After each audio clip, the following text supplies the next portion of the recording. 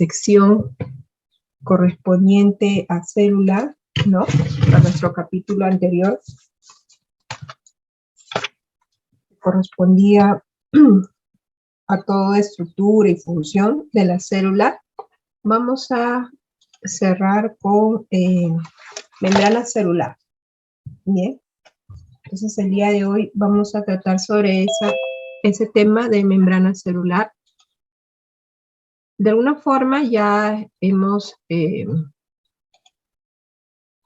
estado un poco mencionando esa palabra de membrana celular, ¿no? Al ir mencionando algunos de los componentes, ¿no? En las biomoléculas, en nuestro tema de biomoléculas, algunos de los componentes que forman parte de esa membrana celular, ¿no? Y de acuerdo a esa membrana celular, a sus componentes, es que le otorga también una función muy especial, muy específica en la protección de, pues, los elementos que están dentro de la membrana celular, ¿no?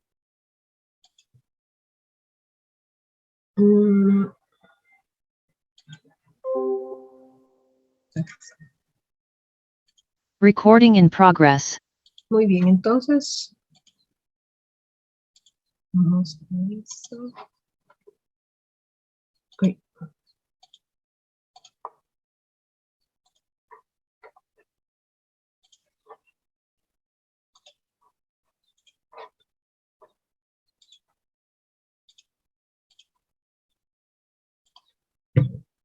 Muy bien, jóvenes. Entonces, de entrada, ¿no? Están viendo ustedes ya lo que vendría a ser una membrana celular, que viene a ser, pues, una capa, ¿no?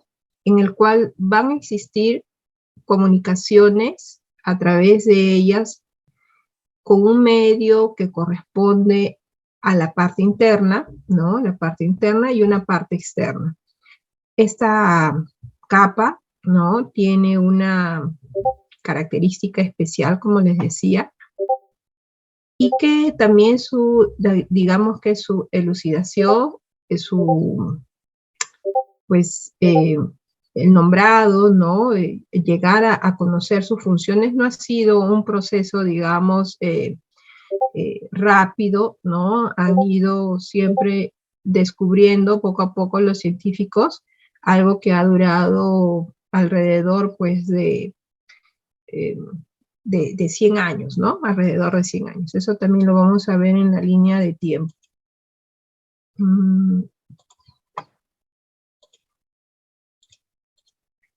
Bien, entonces, tenemos aquí a la membrana plasmática, que viene a ser, pues, una fina capa, ¿no? Que la podemos encontrar entre una célula y otra célula, ¿no? Esto es un corte en el cual se vislumbran dos células y ha sido aumentado, ¿no? Más o menos 30.000 veces, ¿no? Entonces es una capa delgada, aproximadamente de unos 75 Armstrong de espesor, ¿no? Que rodea todas las células, va a definir su extensión y mantiene las diferencias esenciales que van a encontrarse dentro de cada célula, ¿no? Con respecto al entorno que las rodea. Por una de sus caras, por uno de sus lados, ¿no? Esta membrana está en contacto entonces con un medio extracelular y por otra parte con la parte interna que viene a ser el citosol, ¿no? Aquí nosotros podemos ver, esto es un corte también histológico, ¿no? Un corte a un tejido, en el cual podemos ver algunas, bueno, aquí en esta figura indica que son virus, ¿no? Virus de la influencia. Esto está en color morado, ¿no? Esto es una descripción en portugués, que se adhiere, ¿no? A una parte de la membrana plasmática de una célula, ¿no? Entonces, digamos que es el primer contacto, ¿no? De acuerdo a receptores que también pueda tener esta membrana plasmática que va a permitir, pues, el paso, ¿no?, de ciertos elementos que burlan, ¿no?, que burlan, en todo caso, pues, la protección que puede generar la membrana plasmática a un medio interno, ¿no? Y eso lo vemos en esta figura también, ¿no? Vemos aquí, estos son también cortes, pero visualizado en un microscopio electrónico, ¿no? De transmisión. Estos son, pues, células de glóbulo rojo, ¿no? Eritrocitos, específicamente, y en la cual, pues, vemos aquí la célula, la membrana plasmática, ¿no? Y como también ciertas partículas virales, ¿no?, van ingresando, burlando esa membrana plasmática, ¿no?, al interior de la célula, ¿no? Entonces, vamos a ver que estas ingresan también por algunas invaginaciones, ¿no?, que van introduciéndose hacia la parte interna de una célula, ¿no? Entonces, aquí también ven esa espesor, ¿no?, de la capa de la membrana plasmática. Y bueno, como siempre, para llegar a la elucidación de la membrana plasmática, eso ha seguido una línea de tiempo de algunas propuestas sobre la membrana plasmática, ¿no? Algunos personajes, que en todo caso también vamos a verlo en los siguientes slides, que han, en todo caso, plasmado, ¿no?, han sellado algunas teorías, hipótesis con respecto a elucidar esta membrana plasmática y su funcionamiento. Entonces, en 1900 se encuentra este investigador, Overton, el cual indica, ¿no?, informaciones sobre el límite celular, que viene a ser un límite lipofílico, ¿no?, lipídico, perdón, lipídico, y que tendría que tener esa característica, ¿no?, para poder salvaguardar lo que se encuentra dentro.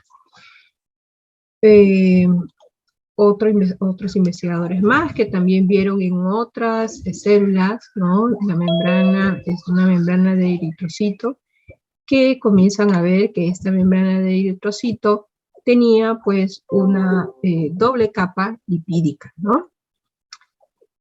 Daniel y Davidson, ¿no?, definen ya lo que vendría a ser una membrana de proteínas, ¿no?, que en esa membrana, en esa capa lipídica, no solamente va a estar compuesto por lípidos, sino van a haber otros componentes que van a tener, pues, afinidad también con esta capa, ¿no? Entonces encuentran que también tendría algunos componentes proteicos, ¿sí? Avanzando en la línea del tiempo, en 1959, Robertson, ¿no?, define que la membrana celular, la estructura de la membrana es universal, ¿no? Es universal. Y lo más, en todo caso, divisor de aguas, ¿no?, en lo que viene a ser la información de todo ese conjunto de hallazgos, ¿no?, es la propuesta del modelo del mosaico fluido, ¿no?, colocado por los investigadores Singer y Nicholson, ¿no? Seguidamente, ¿no?, vienen otras propuestas más, ¿no? Pero estas, digamos que son las más resaltantes, ¿no?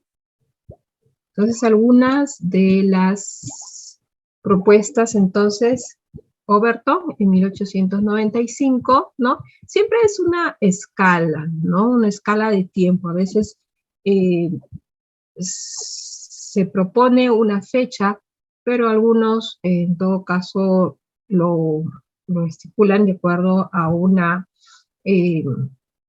a un artículo que salga y que defina, ¿no? Siempre es un periodo, son investigadores que probablemente se han pasado toda la vida estudiando esa definición, ¿no? Entonces, pues, digamos que a veces en tiempos, ¿no? Algunos libros no van a ser tan exactos, ¿no? Algunos sí, algunos no, pero muchas veces, debido a que no se publica esa información que aseveran, entonces digamos que no lo toman en cuenta hasta el momento de la publicación, ¿no? Algo que pasó con Singer y Nicholson, ¿no? Porque ellos sí publicaron, ¿no? Entonces, en ese caso sí se define que en 1972 fue el año en que ellos propusieron ese modelo de mosaico fluido porque hubo una publicación que sustentaba eso. Entonces, en 1895, ¿no? Overton, con la información sobre la membrana celular, que era de naturaleza lipídica, ¿no? Afirma que existe una barrera o capa limitante celular hecha de lípidos y estaba compuesta por colesterol y otros componentes lipídicos, ¿no? Otro investigador más, entonces, que va deslumbrando esa capa, ¿no? Que va a tener, pues, características anfipáticas, es decir, que va a contener dos lados distintos, ¿no? Un lado que tenga afinidad por el agua y otro lado que tenga afinidad por los lípidos, ¿no? A eso se le dice, pues, componentes anfipáticos, ¿no? Claro está que la parte que tiene la cabeza de los fosfolípidos, recordemos que son los fosfolípidos que van a estar en la parte de la membrana plasmática, la cabeza tiene afinidad por el agua, mientras que la parte de la cola va a tener afinidad entonces por sustancias lipídicas, ¿no? Otros investigadores más, entonces Gorten y Grendel en 1925, ya vislumbran algo lo que sería, ¿no? Una estructura que tendría pues dos capas, ¿no? Dos lados lipídicos, ¿no? A través de los estudios que realizaron en eritrocitos, ellos llegan a definir por el lado de las proporciones que llegaban a generarse mediante el conteo, que pues habría, ¿no? Una información que estaba relacionado a poderlo escalar, ¿no? De 1 en 2, es decir, que pues había dos capas que estaban relacionadas a cubrir esas células, ¿no? Posteriormente hicieron nuevamente estudios y vieron que esa, digamos, escala, ¿no? No era de 1 en 2, sino era de 1 en 1.3, indicando de que pues habrían otros componentes, en este caso serían proteínas, ¿no? Que también formaban parte de la membrana plasmática. Después, Davison y Daniel, entonces, fueron los que vieron la parte de proteínas que se integraban entonces en esta camada lipídica, ¿no? En la bicamada lipídica de la membrana celular. Propusieron un modelo trilaminar, ¿no? Mediante la adición de esas proteínas en la bicapa lipídica, y pensaban que las proteínas cubrían entonces ambas superficies de la camada lipídica, ¿no? Y siguiendo en la línea del tiempo, ¿no? Con el avance de la microscopía, en este caso el surgimiento del microscopio electrónico en 1950 aproximadamente, ¿no? Ya comenzaron las elucidaciones más detalladas, y Robertson en 1960, ¿no? Comenzó a sugerir dos líneas oscuras, observó, mejor dicho, esas dos líneas oscuras que iban a corresponder, ¿no? A lo que sería la membrana plasmática, ¿no? Ya viendo en sí células, ¿no?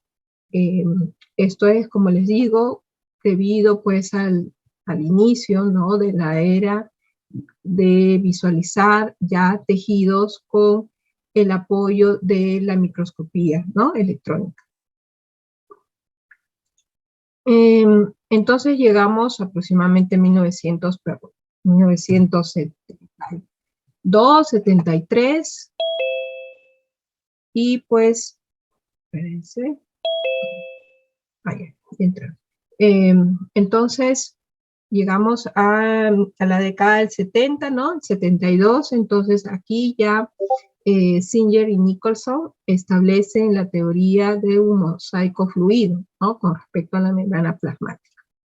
Entonces vamos a ver un poco de un videíto corto con respecto a la membrana plasmática, a este modelo, ¿no? Perdón.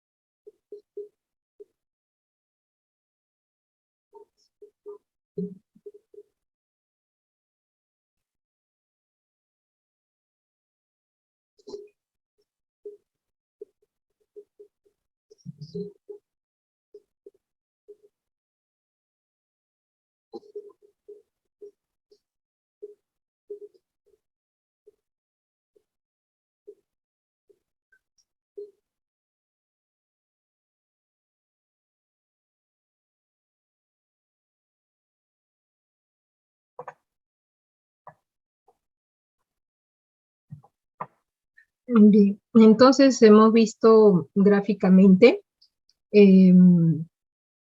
cómo se comportan estos componentes de la membrana plasmática, ¿no?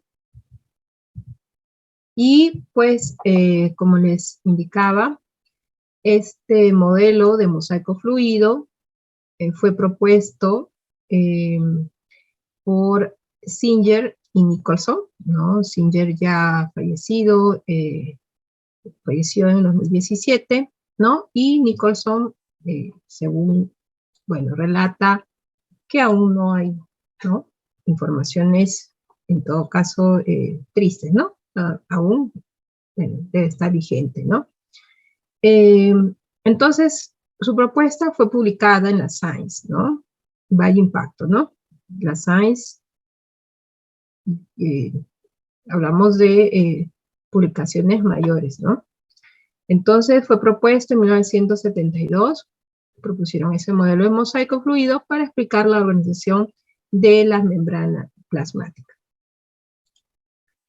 Y pues, ¿qué es un mosaico, no? Si nosotros vemos de repente una figura artística, vamos a ver como una especie de unos azulejos, ¿no? Una obra elaborada, etimológicamente, en todo caso, el mosaico viene a ser pues como una especie de partes, ¿no? Partes que van a conformar una figura, ¿no?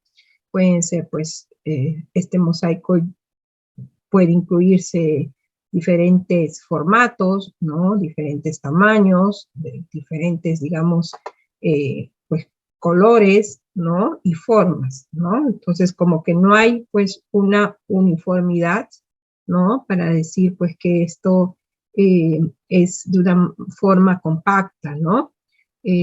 Sino, pues, que está de altos y bajos y algo que, digamos, entre comillas, no tiene una organización, ¿no? Pero sabemos que en todo caso la membrana plasmática funciona muy bien organizadamente, ¿no? simplemente definieron así porque pues está lleno de muchas estructuras en su conformación de la membrana plasmática. Según este modelo, entonces existen, ¿no?, proteínas transmembranas y los lípidos se van a formar, ¿no?, en esta capa, ¿no?, formando ese mosaico, ¿no? La membrana plasmática posee estructuras fluidas, ¿no? Y también, en consecuencia, ¿no?, figuras asimétricas, estructuras asimétricas. Por ese motivo, ¿no?, se le denomina como mosaico, ¿no? Digamos que, pues, no hay un formato, ¿no?, para definir pues, algo firme, ¿no?, algo constante. Sabemos de que, pues, esta membrana plasmática contiene lípidos, ¿no? Los principales lípidos de esa membrana plasmática van a ser fosfoglicerídeos, esfingolípidos y colesterol. Dichos lípidos van a ser anfipáticos, es decir, que van a tener un extremo hidrofílico y otro hidrofóbico, ¿no? Más o menos tienen entonces esta estructura, ¿no? Cabeza hidrofílica con las hidrofóbicas, y van a estar en un medio acuoso formando espontáneamente la bicapa, ¿no? Que tienden a cerrarse sobre sí mismas, ¿no? De forma que, pues, generan un sellado, ¿no? Un contorneo todo el espacio interno, ¿no? Es una estructura básica de todas las membranas biológicas, ¿no? La bicapa lipídica que se forma. Asimismo, también son fluidas, ¿no? Y muy impermeables a los iones y a la mayor parte de las moléculas polares, ¿no? Van a ver que va a haber una selección. Además, ¿no?, dentro de esta capa, de esta bicapa, van a existir movimientos, como ustedes han visto en el video, ¿no? Digamos, algunas estructuras quieren ingresar, esos fosfolípidos pues se mueven, ¿no? Las colas interactúan y van a existir algunos movimientos que esos fosfolípidos van a realizar, ¿no? Justamente debido a sus características, ¿no? De, pues, tener una cadena larga, ¿no?, de carbonos correspondiente, pues, a ácidos grasos, ¿no? Y hay algunos movimientos que en todo caso, por ejemplo, estos movimientos flip-flop, ¿no? Movimientos de flexión, movimientos de rotación que van a realizar esas colas de los ácidos grasos, ¿no? En el momento que, pues, intenten ingresar algunas moléculas, ¿no? Esos movimientos flip-flop, ¿no?, viene a ser una difusión transversal de un lípido o proteína de una superficie de membrana a la otra, ¿no? Existen movimientos en este caso, ¿no?, para pasar a través de la membrana, ¿no? Estos fosfolípidos hacen movimientos laterales, ¿no? Hacen movimientos laterales, pero también hacen movimientos, en todo caso, transversales, ¿no? Y esos movimientos transversales se denominan flip-flop, ¿no? Según se cuenta, se relata, ¿no?, que estos movimientos transversales, ¿no?, es un proceso bastante lento, ¿no?, debido a que requiere bastante energía para ese proceso.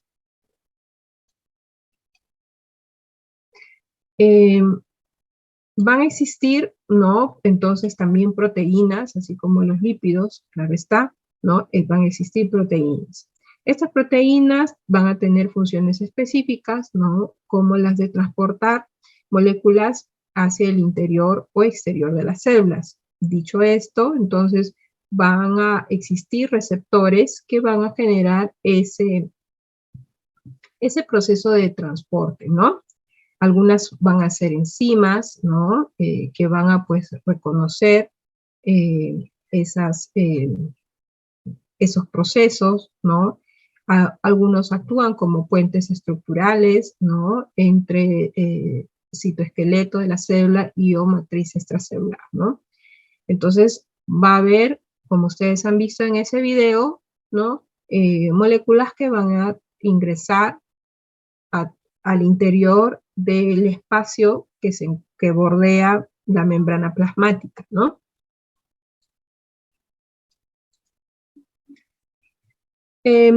Se pueden asociar entonces a estas proteínas a la bicapa lipídica de la siguiente forma, ¿no? Muchas proteínas de membrana atraviesan la bicapa de un extremo a otro, denominándose por ello proteínas de transmembrana.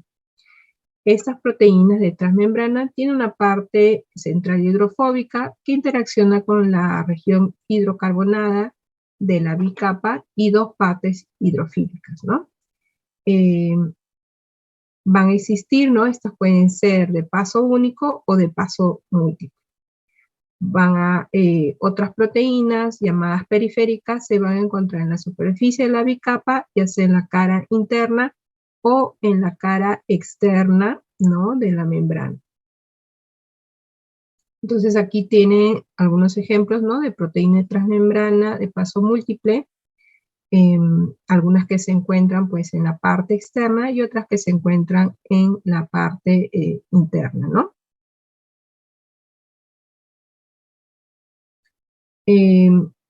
Entonces las proteínas de membrana reveladas por la técnica de fractura de congelación, aquí vemos un corte también en un microscopio electrónico, en la cual pues se ha trabajado esa membrana plasmática, ¿no? Como si fuese pues retirar una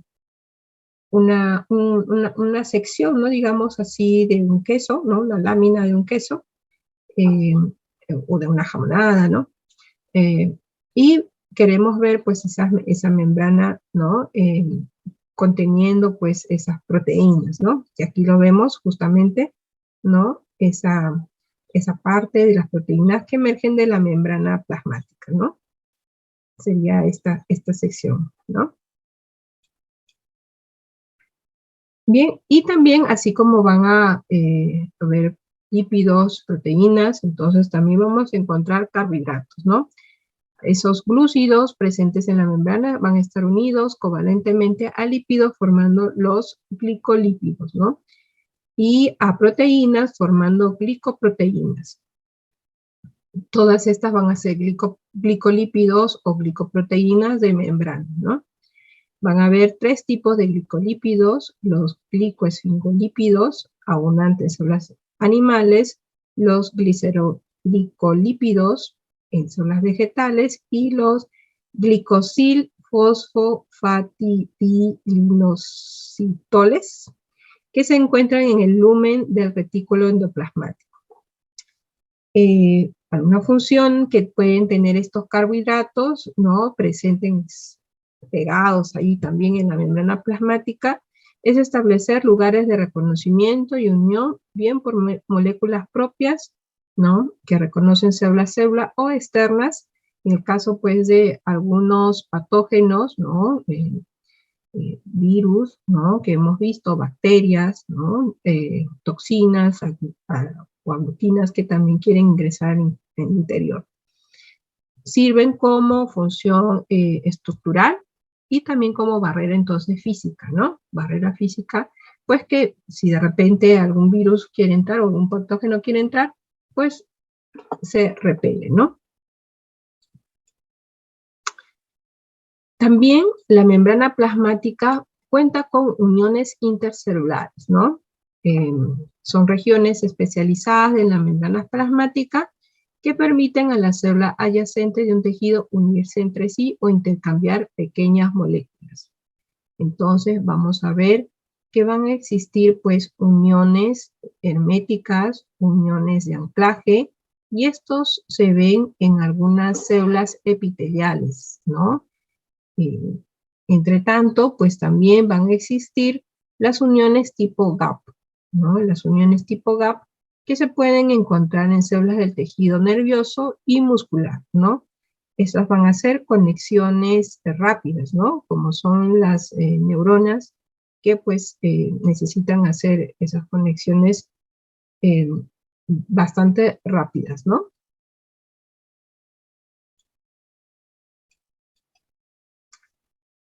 Bien, entonces hemos visto, ¿no?, que hay ese traspaso de informaciones, de componentes, de estructuras, y entonces tenemos que hablar del transporte, ¿no?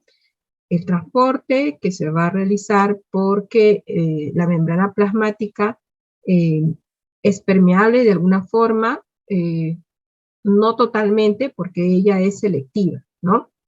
Entonces va a permitir el paso de moléculas como glucosa, ¿no? Que penetran fácilmente a la célula, al interior de la célula, y que algunos subproductos de ella se retiren, ¿no?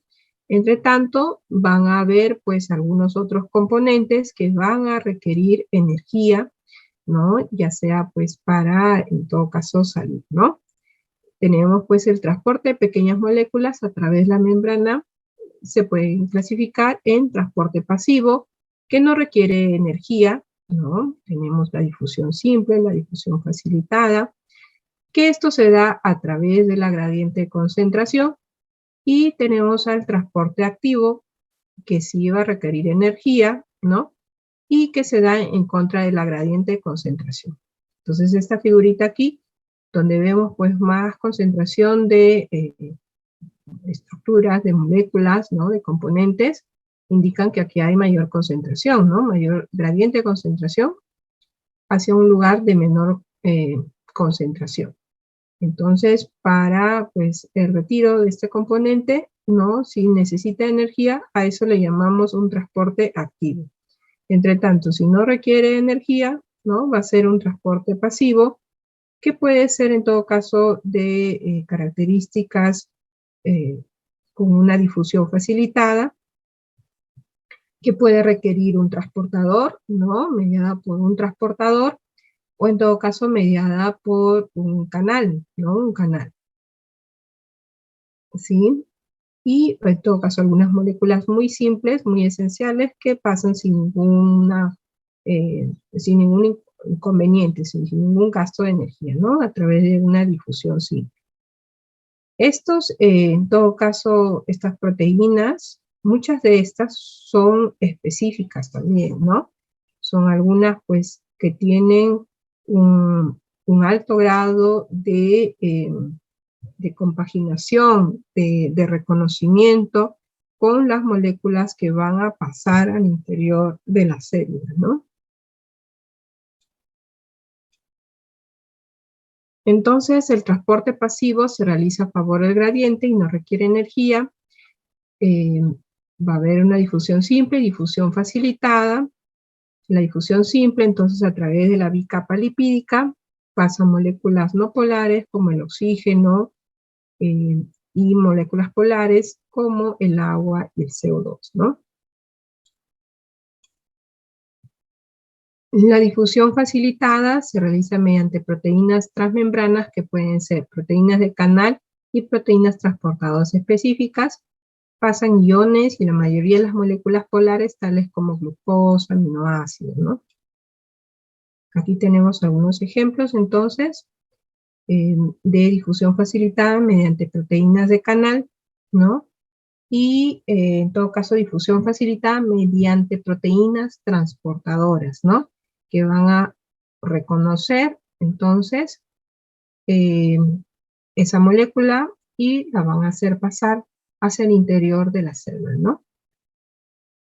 Muchas de estas podemos indicarlas como enzimas, ¿no? Como enzimas. Vamos a tener entonces también, por otro lado, el transporte activo, que se realiza en contra del gradiente, va a requerir energía. Las proteínas transportadoras que intervienen se denominan bombas. Las bombas de sodio y potasio son las más conocidas, que van a requerir, ¿no?, hasta un gasto de un ATP para poder realizar esos ese transporte, ¿no? Tiene una gran importancia fisiológica. En el caso de la bomba sodio y potasio, en las células animales, controla el volumen celular, permite que las células nerviosas musculares sean estrictamente excitables, ¿no? Y impulsan el transporte activo de glucosa y aminoácidos, ¿no?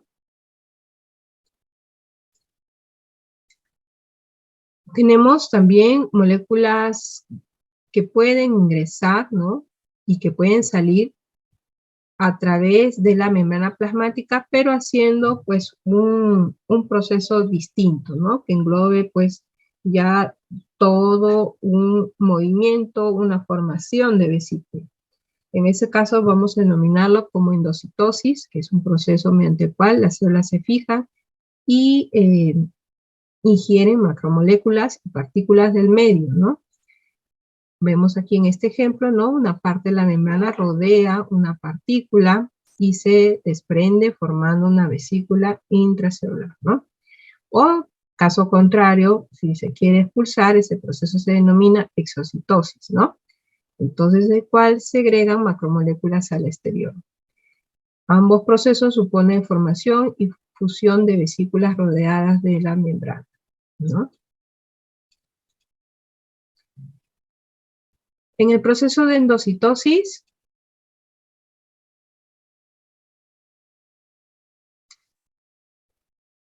si tenemos gasto de energía, bien, no he leído al respecto si hay gasto de energía. Voy a revisar en todo caso si se encuentra con gasto de energía ese proceso, ¿no? Yo me imagino que no tendría que ver, pero voy a revisar, a ver si encuentro que si hay gasto de energía o no, ¿no?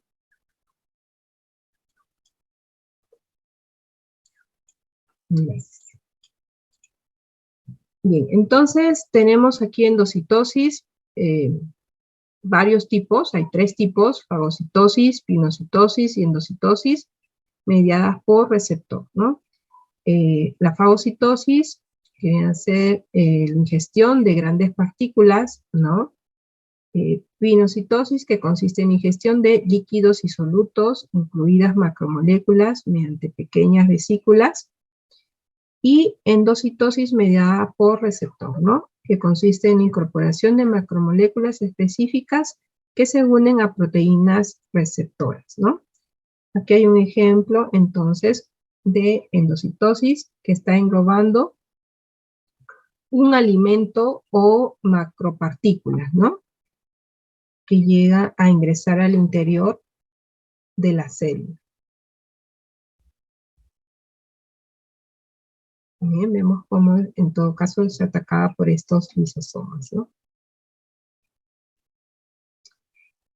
Bien, también tenemos pues endocitosis mediadas por receptor, ¿no? Aquí tenemos pues una molécula de LDL, que corresponde pues a las lipoproteínas, ¿no? Que van a ingresar en todo caso, ¿no? A una célula a través de receptores, ¿no? Endocitosis, y genera pues una especie de reconocimiento, ¿no? De reconocimiento para el proceso, ¿no?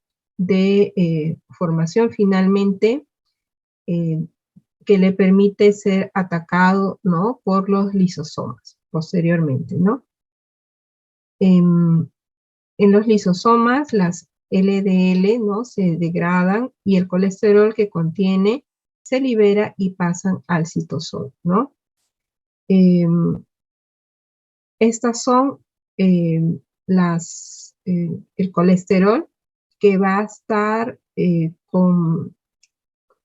se le denomina a esto un mal colesterol, ¿no? Porque estas son las que tienen baja densidad, ¿no? Las de baja densidad. Entonces, estas son las LDL, ¿no? Que finalmente, pues, consiguen, en todo caso, pues, ingresar, ¿no? y ser en todo caso, pues, tratadas por el lisosoma, ¿no?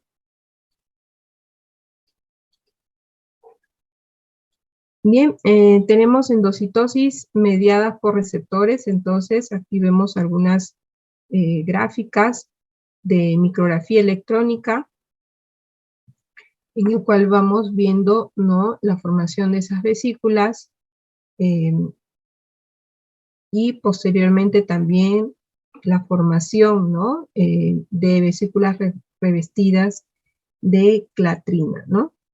En todo caso, esos son pues con apoyo de la microscopía electrónica, ¿no? Y esto es simplemente un diseño de cómo se van formando, ¿no?, esas partículas para el ingreso al interior de la célula, ¿no?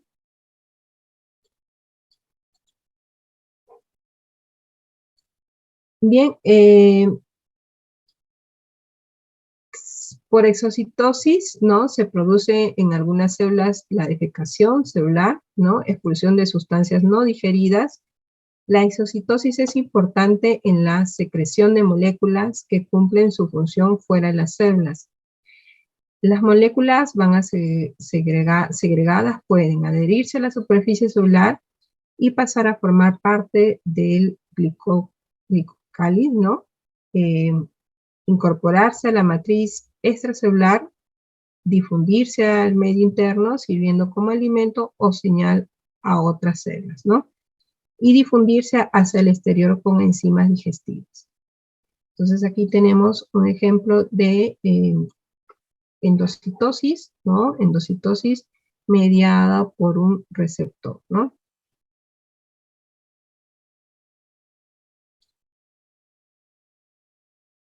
Perdón, exocitosis. Aquí, perdón, aquí voy a hacer un cambio.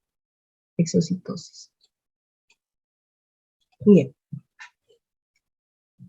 En jóvenes, entonces,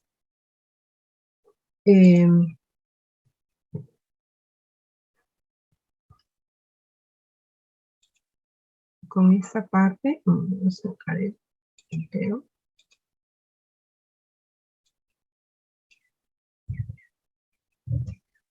Ya está.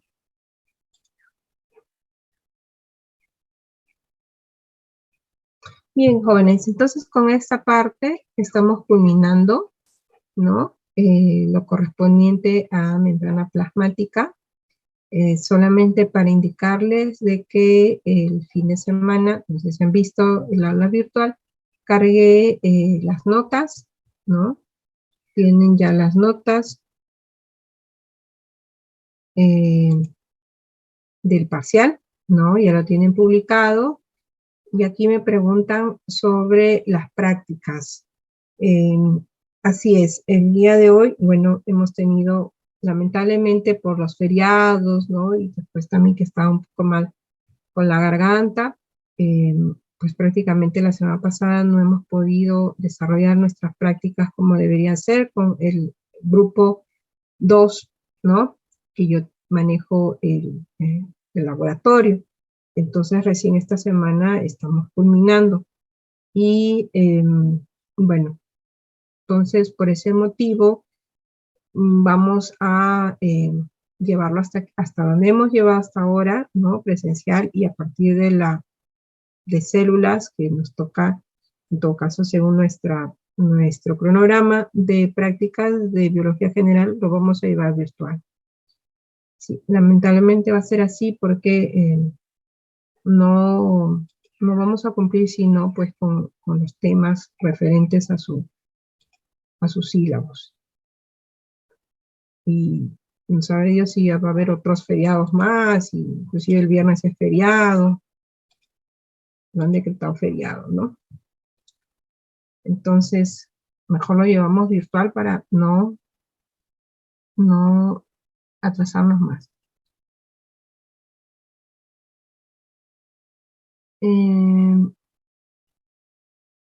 Para poder en qué nos hemos equivocado, yo he visto que hay buenas notas. No hay notas tan bajas.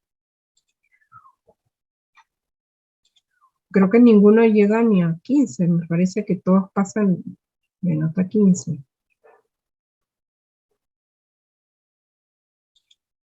Ya, vamos a publicar, vamos a ver con el otro grupo y después vemos los, en todo caso, las respuestas.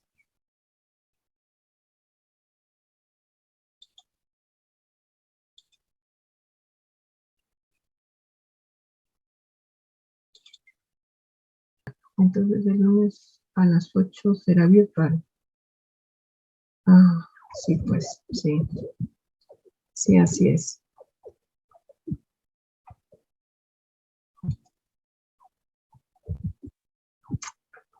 Bien, jóvenes, entonces, si no hay ninguna consulta adicional,